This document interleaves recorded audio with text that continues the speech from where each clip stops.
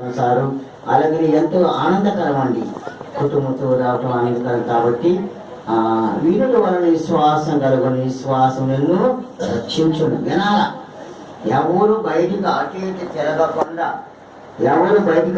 తిరగకుండా పరుగుతి ఇక్కడ కూర్చోండి. ఎవరి స్థలంలో వాళ్ళు వినండి. ఇక తిరగకూడదు.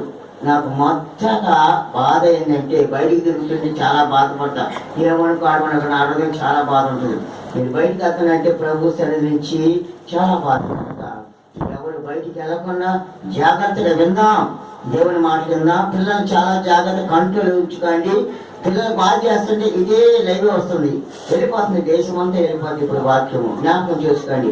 దయచేసి పిల్లలను కాల్ చేయకూడదు. కాల్ చేస్తే బయట కుర్చీలు కూర్చోబెట్టండి, అంతేకాని ఇక్కడ ఏమైతే లోపల అంతా వస్తుంది. అర్థం ఉంది కదా? జ్ఞాపకం చేసి ఎవరు కాల్ చేయకుండా ప్రశాంతతగా నెమ్మదిగా కూర్చోండి. మేడం గారు మంచి వాక్యం అందిస్తారు. మనకు ఆత్మీయుల సంఘానికి మంచి పెద్దవారు కనుక మేడం గారు మనలో సఫరుగా ఆహ్వానిద్దాం. కృపాదాన్ని మేడం గారు సఫరుగా ఆహ్వానిద్దాం. జీవన వాక్యం మనం చేస్తున్నాం.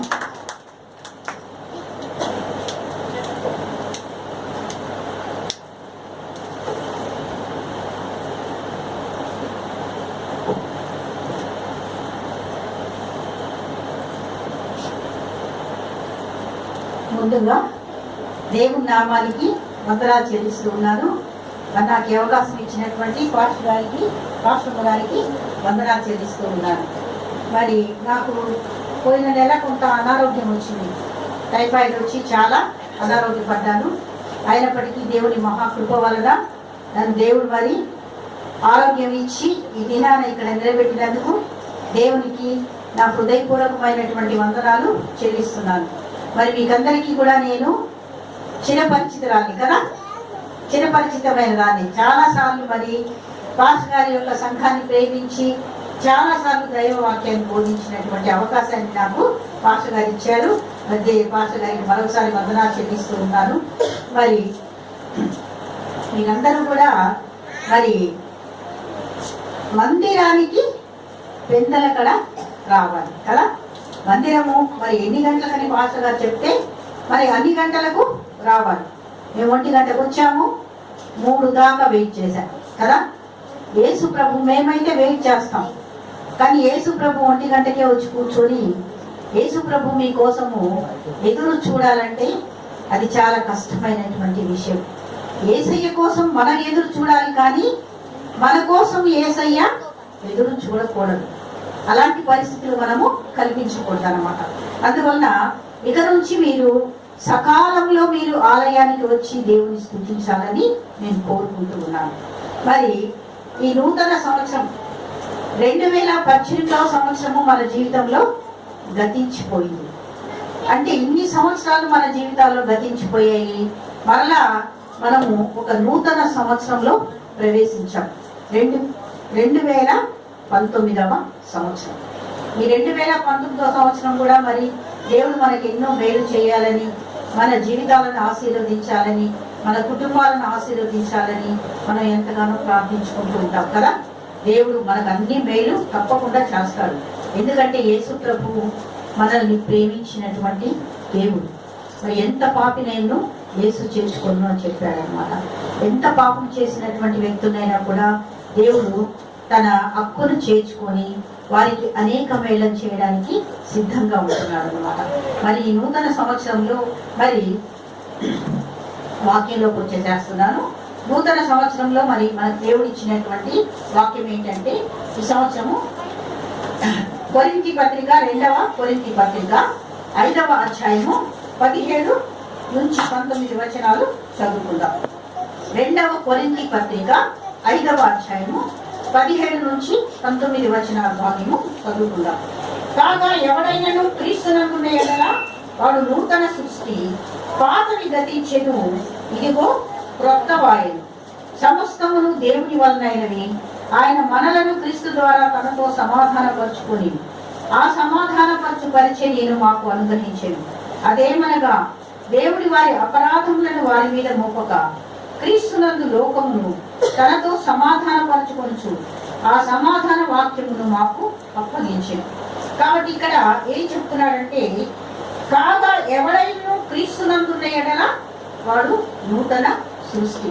మరి నూతన సంవత్సరంలో మనము అన్నీ కొత్తగా ఉండాలని కోరుకుంటాం కదా. కొత్త బట్టలు వేసుకుంటాం కదా, కొత్త బట్టలు వేసుకుంటాము, చక్కగా అలంకరించుకుంటాము, అనేకమైనటువంటి నగలు పెట్టుకుంటాము, మరి మంచి మంచి పిండి వంటలన్నీ చేసుకుంటాము, అన్నీ కొత్తవిగా ఉండాలని కోరుకుంటాం.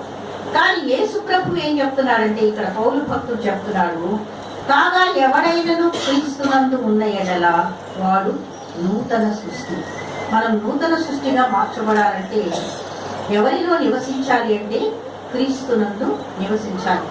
ఎవడైనను క్రీస్తునందు ఉన్న ఎడల వాడు నూతన సృష్టి.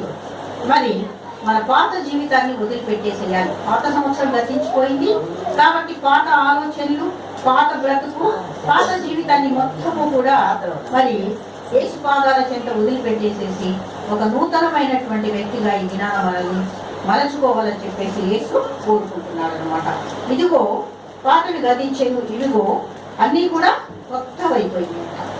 పాతవి గతించెను, అన్నీ కూడా కొత్తవైపోయాయి అనమాట. సమస్తమును క్రొత్త వాయు. మరి క్రొత్త వాయును అని మనం అనుకుంటే సరిపోతుందా? క్రొత్త జీవితం ఎలా ఉండాలి?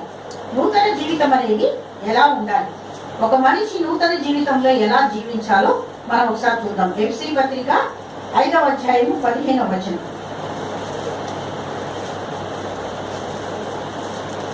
ఎఫ్ఎస్సీ పత్రిక 5వ అధ్యాయం 1 నుంచి 5 వచనాలు చదువమ్మా. చదువుతారా ఎవరన్నా? ఎఫ్ఎస్సీ పత్రిక 5వ అధ్యాయము 1 నుంచి 5 వచనాలు నేనే చదువుతాను. కావున మీరు ప్రియులైన పిల్లల వలె దేవుని పోలి నడుచుకోండి. క్రీస్తు మిమ్మల్ని ప్రేమించి పరిమళ వాసనగా ఉన్నటకు మన కొరకు తను తాను దేవునికి అర్పణముగాను బలిగాను అప్పగించుకోండి. అలాగుననే మీరును ప్రేమ కలిగి నడుచుకోండి. ఇక్కడ మరి చదవబడినటువంటి వాక్య భాగంలో కావున మీరు ప్రియులైన పిల్లల వలె దేవుని పోలి నడుచుకోండి. మరి క్రైస్తవత్వము ఎందుకు ప్రపంచమంతా కూడా వ్యాపించలేకపోతుంది? అనేక మంది క్రైస్తవులుగా ఎందుకు మారలేకపోతున్నారంటే, దేవుని ప్రియమైనటువంటి మన బిడ్డలను మనము దేవుని పోలి నడుచుకోలేకపోతున్నాం. అందువల్లే క్రైస్తవులంటే మరి సమాజంలో అంత మంచి అభిప్రాయము ఉండటం లేదు. నువ్వు యేసును పోలి నడుచుకున్నట్లయితే, ఒక చిన్న యేసులాగా నువ్వు ఎదుగుతూ ఉన్నట్లయితే అనేక మంది నిన్ను ఇష్టపడతారు, ప్రేమిస్తారు, హక్కున చేర్చుకుంటారు. నువ్వు ఎందువలన మరి యేసయ్యను నువ్వు ప్రకటించలేకపోతున్నావంటే, ప్రియులైన పిల్లల వలె దేవుని పోలి నడుచుకోవటం లేదు. దేవుని పోలి నడుచుకోవటం లేదమ్మా. యేసయ్య లక్షణాలన్నీ కూడా చాలా మంచి లక్షణాలు కదా. ఆయన లోకాన్ని ఎంతగానో ప్రేమించాడు. మరి మనం పొరుగువాన్ని ప్రేమిస్తాం. నిన్ను వలె నీ పొరుగువాన్ని ప్రేమించుమని చెప్తున్నాడు కదా యేసయ్య. మన పొరుగువాన్ని మనం ప్రేమిస్తున్నామా? నిస్సహాయ స్థితిలో ఉన్న వాళ్ళని అప్పున చేర్చుకుంటున్నామా? పేదవాళ్ళని దగ్గరికి తీస్తున్నామా? మనకు చేతనైన సహాయం వాళ్ళకి చేస్తున్నామా? ఇవన్నీ కూడా దేవుడు చెప్పేటటువంటి వాక్యాలు. కాబట్టి కావున మీరు ప్రియులైన దేవుని పిల్లల వలె నడుచుకోండి. క్రీస్తు మిమ్మల్ని ప్రేమించి పరిమళ వాసనగా ఉండటకు మన కొరకు తను తాను దేవునికి అర్పణముగాను బలిగాను అర్పించుకోలేదు. మరి దేవుడు నిన్ను ఎంతగా ప్రేమించాడంటే, ఒక నూతన సృష్టిగా నిన్ను మలుచుకోవడానికి ఆయన ఏం చేశాడంట? తన్ను తాను బలిగాను అర్పణముగాను అప్పగించుకోలేదు. మరి తన్ను తాను బలిగాను అర్పణముగాను అర్పించుకున్న తర్వాతనే మరి మనకు రక్షణ అనేది వచ్చింది కదా. యేసయ్య సిలువలో చనిపోకపోతే రక్షణ రాదమ్మా. మనకు రక్షణ ఉండదు. మనం ఇంకా ఆ పాపపు జీవితంలోనే జీవిస్తూ ఉంటాం. కాబట్టి అందువలన తను తాను అర్పణముగాను బలిగాను అప్పగించుకోలేను. అలాగునని మీరును ప్రేమ కలిగి నడుచుకోండి. అలాగునని మీరును ప్రేమ కలిగి నడుచుకోండి. దేవుడు మనల్ని ఎంతగా ప్రేమించాడంటే, తన ప్రాణము పెట్టునంతగా ప్రేమించాడు కదా. తన దివ్యమైనటువంటి ప్రాణాన్ని మన కోసము బలియాగంగా శిలువలో సమర్పించాడు. మరి మనమైతే ఇతరుల కోసం మనం ప్రాణం పెట్టగలుగుతామా? మనము ప్రాణం పెట్టగలుగుతామా? ఒకసారి మనం ఆలోచించుకుందాం. పెట్టలేము, చేతగా. కానీ యేసయ్య శిష్యులైతే యేసయ్య కోసము ప్రాణము పెట్టగలిగారు. మరి యాకోబును ఖడ్గముతో చంపించారమ్మా. మరి పేతురును అలాగే చంపించారు. తర్వాత పౌలు భక్తుని అలాగే చంపించారు. మరి దేవుని యొక్క సేవకులందరూ కూడా మరి బలియాగంగా తన ప్రాణాలను యేసయ్య కోసం సమర్పించుకున్నారు. అలాగని చెప్పేసి ఈ దినాన్ని మీరందరూ యేసయ్య కోసం ప్రాణం పెట్టమని నేను చెప్పటం లేదు. మీరందరూ యేసయ్య కోసం చనిపోండి అని నేను చెప్పటం లేదు. దేవుని పోలి నడుచుకోమని చెప్తున్నాను. యేసుక్రీస్తుని పోలి నడుచుకుంటే యేసుక్రీస్తు నీ జీవితంలో మరి నీ యందు ఆనందించేటటువంటి దేవుడై ఉంటున్నాడు అన్నమాట. రెండవదిగా మనం నూతన సృష్టిగా ఉండాలి అంటే మనం ఎలా ఉండాలి అంటే వెలుగు బిడ్డలుగా నడుచుకోవాలి. ఎందుకంటే దేవుడు వెలుగు కనుక వెలుగు బిడ్డల వలె నడుచుకోవాలి. ఎఫెసీయుల పత్రిక 5వ అధ్యాయము 6 నుంచి చూద్దాం. వ్యర్థమైన మాటల వలన ఎవరు మిమ్మల్ని మోసపరచనీయకుండా నీవుడి ఇట్టి క్రియల వలన దేవుని ఉగ్రత అవిధేయులైన వారి మీదకి వచ్చును కనుక మీరు అట్టి వారితో పారివారి ఉండకూడదు. ఏంటంట? వ్యర్థమైన మాటల వలన ఎవరు మిమ్మల్ని మోసపరచకుండా చూసుకోండి. వ్యర్థమైనటువంటి మాటలు, అనుచితమైనటువంటి మాటలు, యేసయ్యకు ఇష్టం లేనిటువంటి మాటలు మనం మాట్లాడకూడదు అని మరి పౌలు భక్తుడు చెప్తున్నాడు. ఇంటి క్రియల వలన దేవుని ఉగ్రత అవిధేయులైన వారి మీదికి వచ్చును. ఇలాంటి పనులు చేస్తే మన మీదికి ఏమొస్తుందంట? దేవుని ఉగ్రత వస్తుంది. దేవునికి అవిధేయులుగా ఉండొద్దు అని చెప్తున్నాడు. దేవునికి విధేయత కలిగి ఉండమంటున్నాడు అనమాట. దేవునికి విధేయులై దేవుడు చెప్పినటువంటి మాటలను మనం అనుసరించి నడుచుకోవాలన్నమాట. కాబట్టి మరి కనుక మీరు అట్టి వారితో పారివారి ఉండకూడదు. మీరు పూర్వమందు చీకటి అయి ఉంటుంది, ఇప్పుడైతే ప్రభువునందు వెలుగై ఉన్నారు. మీరు పూర్వమందు ఎలా ఉన్నారంటే చీకటిలో ఉన్నారు.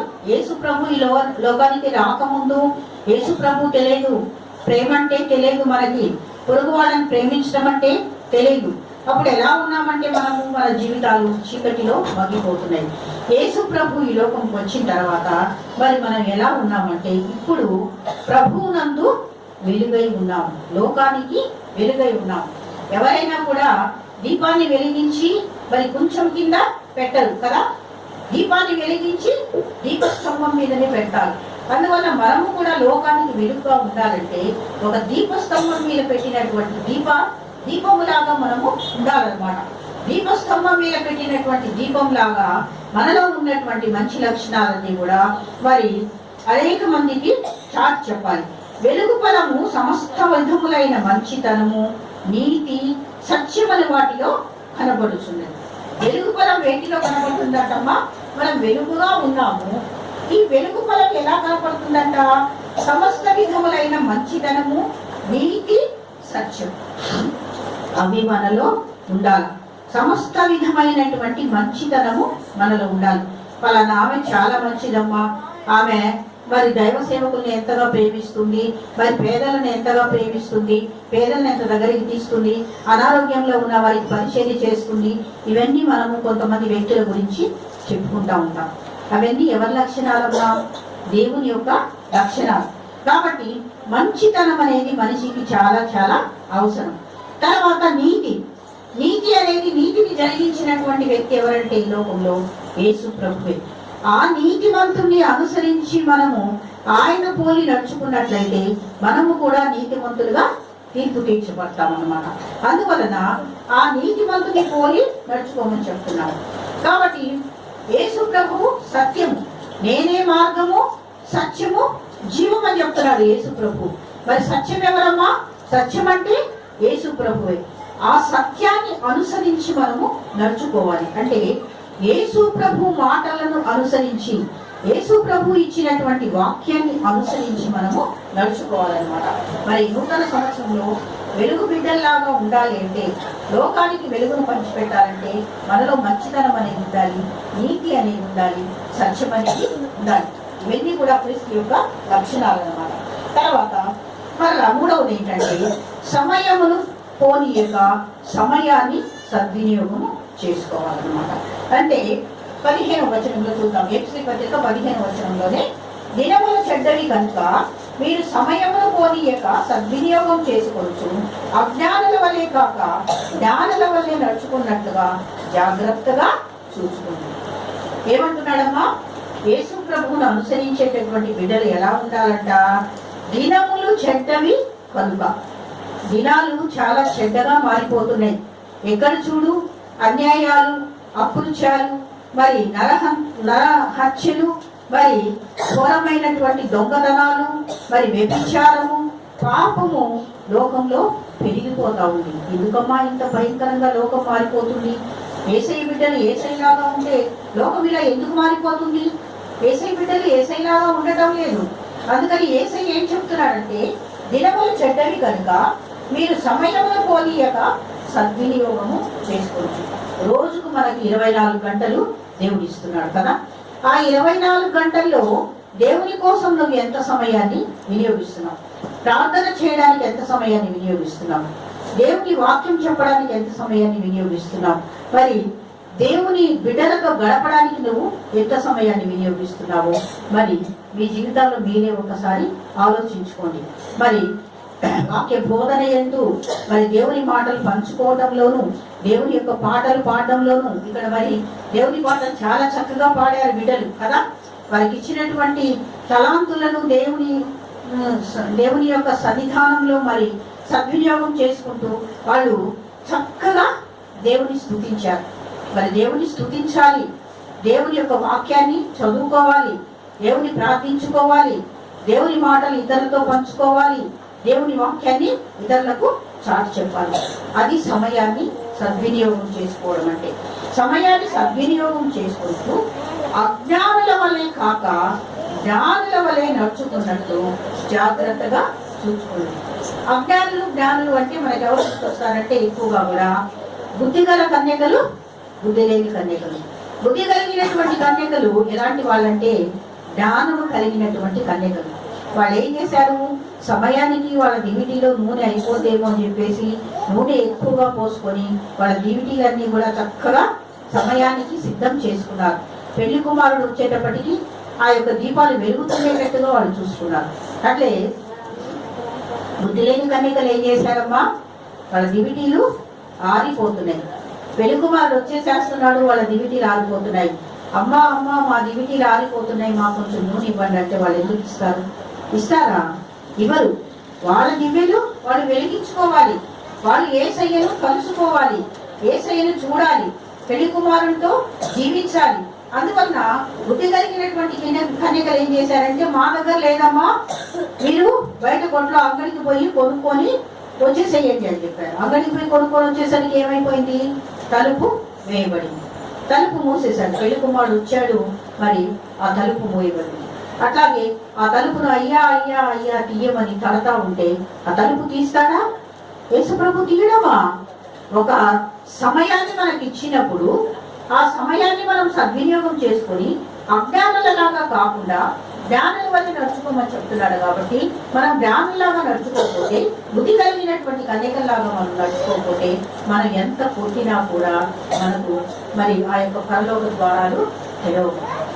అందువలన మరి సమయం ఉండగానే సద్వినియోగం చేసుకుంటూ మరి క్రీస్తు యొక్క ప్రేమలో ఎదగాలి. మనం క్రీస్తు యొక్క భక్తిలో ఎదగాలి, ప్రార్థనలో ఎదగాలి, వాక్యం చదవటంలో ఎదగాలి, మరి వాక్యాన్ని పంచుకోవటంలో ఎదగాలి. మరి మీరు చిన్న చిన్న కూడికలు కూడా పెట్టుకోవచ్చు అనమాట. ఒక 5-6 కలిసి కూడికలు పెట్టుకొని మరి వాక్యాన్ని పంచుకొని ప్రార్థన చేసుకొని మనకున్నటువంటి సమస్యలన్నీ కూడా యేసయ్య సన్నిధానంలో పెడితే అది ఎంతో బలము మనకు కదా. ఆత్మీయ బలాన్ని మనకు దేవుడిస్తాడనమాట. అప్పుడు అందువలన సమయాన్ని పోనీయక సద్వినియోగం చేసుకుంటూ అజ్ఞానుల వలె కాక జ్ఞానుల వలె నడుచుకోమని దేవుడు ఈ నూతన సంవత్సరాన్ని హెచ్చరిక చేస్తున్నాడు. తర్వాత 4వది ఏంటంటే, ఈ సమయాన్ని పోనీయక సద్వినియోగం చేసుకుంటూ అజ్ఞానుల వలె కాక జ్ఞానుల వలె ఉంటే మనం ఏం చేస్తామంటే పైనున్న వాటిని వెతుకుతామన్నమాట. ఈ లోకంలో చాలా ఆకర్షణలు ఉన్నాయమ్మా కదా, చాలా ఆకర్షణలు ఉన్నాయి. మరి మనం ఎక్కువగా కూడా ఆహార పదార్థాలు వండుకోవడానికి ఎక్కువగా ప్రాధాన్యత ఇస్తాం. పండుగలు వచ్చాయంటే రకరకాలైనటువంటి ఆహార పదార్థాలను వండుకుంటాం, తింటాం. వస్త్రాలు కదా, రకరకాలైనటువంటి వస్త్రాలను మనము కొనుక్కుంటాము, వాటిని ధరించుకొని సంతోషిస్తాం. రకరకాలైనటువంటి నగలు, మరి ఇంకా అనేక రకాలైనటువంటి ఆకర్షణలు ఈ లోకంలో ఉన్నాయి కదా. అవన్నీ కూడా మరి ఇది అదంతా కూడా ఏమంటున్నాడంటే దేవుడు మరి జీవపు డంబము అని అంటున్నాడు అనమాట. అదంతా కూడా నశించిపోయేటటువంటిది అని చెప్తున్నాడు అనమాట. కానీ పైనున్న వాటిని వెదకమని చెప్తున్నాడు. పైనున్న ఏంటో ఒకసారి చూద్దాం. కొలస్సీ పత్రిక 3వ అధ్యాయం. కొలస్సీ పత్రిక 3వ అధ్యాయము 1 నుంచి చదువుతాను. కొన్ని వచనాలు నేను చదువుతాను. మీరు క్రీస్తుతో కూడా లేపబడిన వారైతే పైనున్న వాటినే వెదకుడి, అక్కడ క్రీస్తు దేవుని కుడిపార్శ్వమున కూర్చుంటున్నాడు.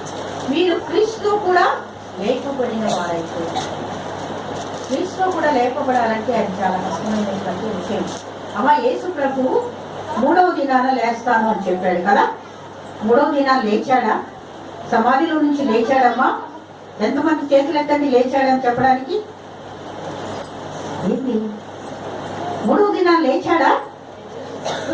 లేచాడు. డౌట్ ఎందుకు? 3వ దినాన లేచాడు కదా. ఆదివారం పెద్దల కడనే మరియ మాతలు వాళ్ళంతా కూడా సమాధి దగ్గరికి వెళ్తే సమాధిలో యేసు ప్రభువు లేడమ్మా. అక్కడ తోటమాలి ఏమంటాడంటే, మీరు ఎవరిని వెతుకుతున్నారు? యేసుని వెతుకుతున్నారు కదా. ఆయన ఇక్కడ లేడు, ఆయన లేచి ఉన్నాడు. ఆయన ఇక్కడ లేడు. మేము జెరూసలేం వెళ్ళినప్పుడు ఆ సమాధి దగ్గర ఏం రాస్తారంటే, ఆయన ఇక్కడ లేడు, ఆయన లేచి ఉన్నాడు అని రాస్తారనమాట సమాధి దగ్గర. ఆయన లేడు, సమాధిలో వెతుకుతున్నారు. ఏంటమ్మా? సుగంధ ద్రవ్యాలు తీసుకొని వచ్చి వాళ్ళ సమాధిలో వెతుకుతున్నారు యేసు ప్రభువుని. ఈ దినాన మనము కూడా ఏం చేస్తున్నామంటే, యేసు ప్రభువును సమాధి చేసి పారేస్తున్నాం. యేసు ప్రభువును సమాధిలో వెతకడానికి ప్రయత్నం చేస్తాం. ఎంత భయంకరమైనటువంటి విషయం ఒకసారి ఆలోచించండి. యేసు ప్రభువు సమాధిలో లేడు. యేసు ప్రభు సమాధిలో నుంచి 3వ దినాన లేస్తానని శిష్యులకు చాలా సార్లు చెప్పాడు. దాదాపు 3-4 సార్లు శిష్యులకి చెప్తూనే వచ్చాడమ్మా. చెప్తుంటే శిష్యులు వింటున్నారు, మరి ఆలకిస్తున్నారు. వాళ్ళకి అర్థమైందో లేదో కానీ వాళ్ళెవ్వరూ కూడా అక్కడ లేరు. యేసు ప్రభు లేచినప్పుడు వాళ్ళెవ్వరు కూడా అక్కడ లేరు. వాళ్ళు భయపడి దాక్కున్నారంట. అప్పుడు యేసు ప్రభు మగ్దలేని మళ్ళీ కనపడి ఏం చెప్పారంటే, అమ్మా నువ్వు వెళ్ళి నా శిష్యులకు చెప్పమ్మా, నేను ఇక్కడ సమాధిలో లేను, నేను లేచి ఉన్నానని వాళ్ళకి చెప్పమ్మా అని చెప్పాడు. కాబట్టి యేసు ప్రభు లేచి పరలోకానికి వెళ్ళినప్పుడు మనము లోకంలో ఉన్నటువంటి విషయాల మీద మనసు ఎందుకు పెట్టుకోవాలి? పెట్టుకోకూడదు. మనం పైనున్న వాటినే వెదకాలి. మీరు క్రీస్తు కూడా లేపబడిన వారైతే పైనున్న వాటినే వెదకుడు, అక్కడ క్రీస్తు దేవుని కుడిపార్శ్వమున కూర్చుని ఉన్నాడు. పైనున్న వాటి మీదనే కానీ భూ సంబంధమైన వాటి మీద మనసు పెట్టకూడదు. ఏలైనగా మీరు మృతి పొంది తిరిగి మీ జీవము క్రీస్తుతో కూడా దేవుని యందు దాచబడి ఉన్నది. మనము జీవమైన క్రీస్తు ప్రత్యక్షమైనప్పుడు మీరు ఆయనతో కూడా మహిమ యందు ప్రత్యక్షముంది. మన జీవం ఎవరితో ఉందమ్మా? క్రీస్తుతోనే ఉంది కదా. మనలో జీవం ఉందంటే ఆ జీవం ఎవరితో ఉంది? క్రీస్తుతో ఉంది. ఇప్పుడు దేవుడు పిలుస్తాడు, పేరు పెట్టి పిలిస్తే వెళ్ళిపోవాలి అంతే కదా. నీ పేరు పెట్టి పిలిస్తే మరణం అంటే అదేనమాట. మరణం అంటే ఏంటంటే ఈ దేవుడు నీ పేరు పెట్టి పిలుస్తాడు. కృపాదనం నువ్వు రావాలి ఇప్పుడు అని అంటే వెళ్ళిపోవాలంటే నేను వెళ్ళిపోవాలి. నీ పేరు పెట్టి పిలిచినప్పుడు నీలో ఉన్న జీవం ఎవరి దగ్గరికి పోతుంది? దేవుని దగ్గరికి పోతుంది. దేవుడు మనకు జీవం ఇచ్చాడు. ఈ జీవాన్ని పేరు పెట్టి పిలుచుకొని దేవునితో కూడా పైకి వెళ్ళిపోతాం, పరలోకానికి వెళ్ళిపోతాం. దేవునితో కూడా కుడిపార్శ్వంలో కూర్చోవడానికి దేవుడు ఇష్టపడుతూ ఉన్నాడు అనమాట. కావున భూమి మీద ఉన్న మీ అవయవములను అనగా జారత్వము, అపవిత్రతయు, కామాతురత, దురాశ, విగ్రహాలైన ధనాపేక్షను చంపివేయు. ఇవన్నీ కూడా దేవునికి అయిష్టమైనటువంటి కార్యాలమ్మ. ఏంటంట? జారత్వము, అపవిత్రత, కామాతురత, దురాశ, విగ్రహారాధనైన ధనాపేక్షను చంపివేయు. విగ్రహారాధనైన ధనాపేక్ష కూడా ఉండకూడదు. మనకు ఎంతవరకు కావాలంటే ఆహారము, వస్త్రాలు, గృహం, ఈ 3 అవసరాలు ఉంటే మనకు చాలు. ఇంకా ఎక్కువైన డబ్బులు మనకి ఎందుకు అమ్మా? ఏం చేసుకుంటాము? అక్కర్లేదు మనకి కదా. కాబట్టి ఈ యొక్క మరణానికి పాత్రమైనటువంటి ఈ యొక్క విగ్రహారాధన అయిన ధనాపేక్షను చంపివేయడి అని ప్రభు చెప్తున్నాడు అన్నమాట. ఇప్పుడైతే మీరు కోపము, ఆగ్రహము, దుష్టత్వము, దూషణ, మీ నోట బూతు మాటలు వాటిని విసర్జించండి. ఇంకా ఏం చేయాలంట? మనము కోపాన్ని వదిలిపెట్టాలి, ఆగ్రహాన్ని వదిలిపెట్టాలి, దుష్టత్వాన్ని వదిలిపెట్టాలి, దూషణ మాటలు వదిలిపెట్టాలి, మన నోట్లో వచ్చేటటువంటి బూతు మాటలు వదిలిపెట్టాలి. కొందరు బాగా ప్రార్థన చేస్తారమ్మా, ప్రార్థన చేస్తూ ఆ నోటితోనే భయంకరమైన బూతు మాటలు మాట్లాడతారు. మాట్లాడవచ్చా? బూతు మాటలు మాట్లాడవచ్చామా? మాట్లాడవచ్చా? మాట్లాడకూడదు. ఈ నోటితో దేవుని స్తుతిస్తాము, ఈ నోటితోనే బూతు మాటలు మాట్లాడితే మరి ఆ దేవుడు నాలుకను కోసేస్తాడు. అది మీరు జాగ్రత్తగా ఆలోచించుకోవాలి. అందువలన ఒకరితో ఒకడు అబద్ధం ఆడకుని ఏదైనా ప్రాచీన స్వభావము దాని పిల్లలతో కూడా మీరు పరిశీలించి జ్ఞానం కలుగు నిమిత్తము దాన్ని సృష్టించిన దాని పోలిక చొప్పున నూతన పరచబడుతున్న నవీన స్వభావమును ధరించుకోండి. ప్రాచీన స్వభావాన్ని వదిలిపెట్టేసేయాలి కదా. నీలో ఉన్నటువంటి ప్రాచీన స్వభావాన్ని వదిలిపెట్టేసేసి నూతన స్వభావాన్ని ధరించుకోవాలి. క్రీస్తు యొక్క స్వభావాన్ని ధరించుకోవాలి. ఆ విధంగా మనం క్రీస్తు యొక్క స్వభావాన్ని ధరించుకున్నట్లయితే మనం పరలోక రాజ్యంలో దేవునితో కూడా దేవుని కృపాసన కూర్చొని పెట్టుకోవడానికి దేవుడు ఈ దినాన ఇష్టపడుతున్నాడు. తర్వాత మరొకటి ఏంటంటే పరిశుద్ధులుగా ఉండడానికి పిలుస్తున్నాడు. ఈ నూతన సంవత్సరంలో మిమ్మల్ని ఎలా పిలుస్తున్నాడంటే మీరందరూ కూడా పరిశుద్ధులుగా ఉండాలి. ఎందుకమ్మా పరిశుద్ధులుగా ఉండాలి? దేవుడు పరిశుద్ధుడు కనుక మీరును పరిశుద్ధులై ఉండుడి అని పౌలు భక్తుడు చెప్తున్నాడు. దేవుడు పరిశుద్ధుడు కనుక మీరును పరిశుద్ధులై ఉండుడి అని చెప్తున్నాడు. తెస్సలోనిక పత్రిక 1వ పత్రిక 4వ అధ్యాయం చూద్దాం. తెస్సలోనిక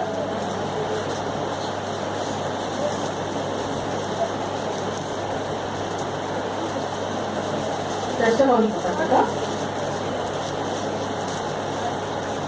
1వ పత్రిక 4వ అధ్యాయం.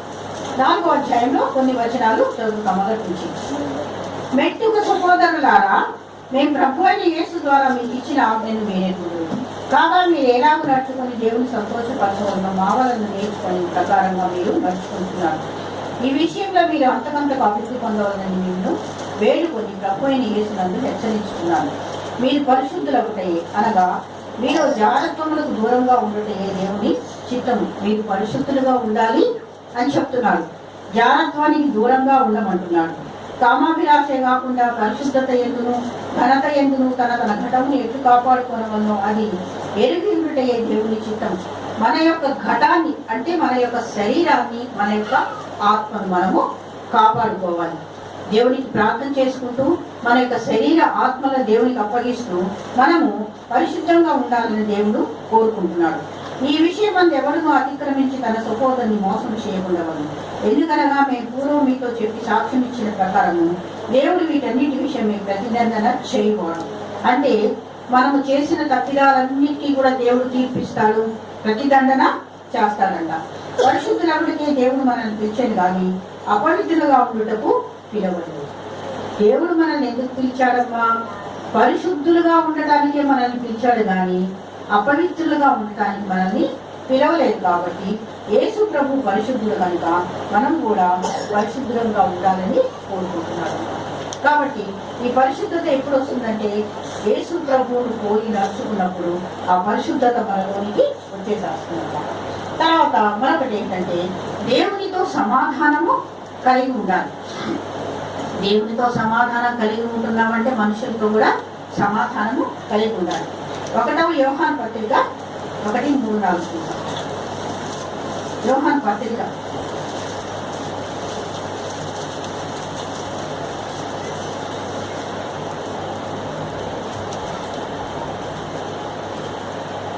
1వ యోహాను పత్రిక 1వ అధ్యాయము 3-4 వచనాలు. మాతో కూడా మీకును సహవాసం కలుగునట్లు మేము చూచిన దానిని వినిన దానిని మీకు తెలియచేస్తున్నాము. మన సహవాసం అయితే తండ్రితో కూడాను ఆయన కుమారుడైన యేసుక్రీస్తుతో కూడాను ఉన్నది. మన సహవాసం ఎవరితో ఉందమ్మా? తండ్రితోనూ ఆయన కుమారుడైన యేసుక్రీస్తుతోనూ కూడా ఉన్నది. కాబట్టి ఆయన కుమారునితో మనం సహవాసం చేయాలి. మన సంతోషం సంపూర్ణమవుటకై మేము ఈ సంగతులను మీకు వ్రాయించున్నాం. మనం సంతోషంగా ఉండాలంటే మరి ఎవరితో సహవాసం చేయాలి అంటే యేసు ప్రభుతో సహవాసము చేయాలన్నమాట. మరి మనం ఆయన కుమారులను కుమార్తెలను కదా. మనం ఆయన కుమారులము కుమార్తెలము కాబట్టి మనం యేసుక్రీస్తుతో సహవాసం చేసినట్లయితే మరి మనము దేవుని ఒక బిడ్డలంగా ఉంటామన్నమాట. అట్లాగే 1వ అధ్యాయం 5వ వచనం కూడా చూద్దాం. మేము ఆయన వల్ల విని మీకు ప్రకటించు వర్తమానం ఏమనగా, దేవుడు వెలుగై ఉన్నాడు, ఆయన యందు చీకటి ఎంత మాత్రము లేదు.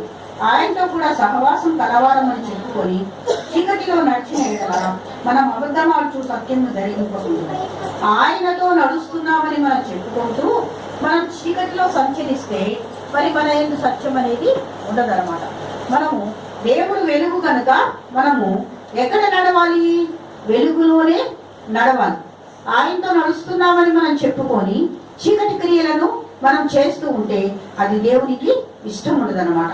మనం దేవుని బిడ్డలమని చెప్పుకుంటున్నప్పుడు ఆయన వెలుగులోనే మనము నడవాలి. ఎందుకంటే దేవుడు వెలుగై ఉన్నాడు కాబట్టి మనము కూడా ఆ వెలుగులో నడవడానికి దేవుడు ఇష్టపడుతున్నాడు. అప్పుడే మనం దేవునితో సమాధానము కలిగి ఉంటాం అన్నమాట.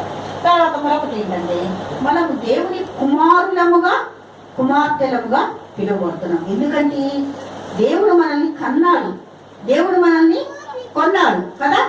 దేవుడు మనల్ని తన స్వరక్తం ఇచ్చి కొన్నాడు, దేవుడు మనల్ని కన్నాడు కదా. అందువల్ల కన్న బిడ్డలం కాబట్టి మన కన్న తండ్రికి మనం ఏమవుతాము? కన్న తండ్రికి కుమారులము కుమార్తెలము అవుతాము.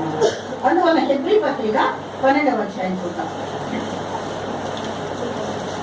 హెబ్రీ పత్రిక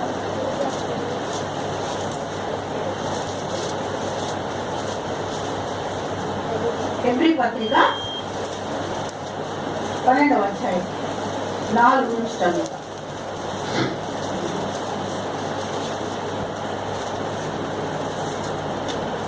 4వ వచనం నుంచి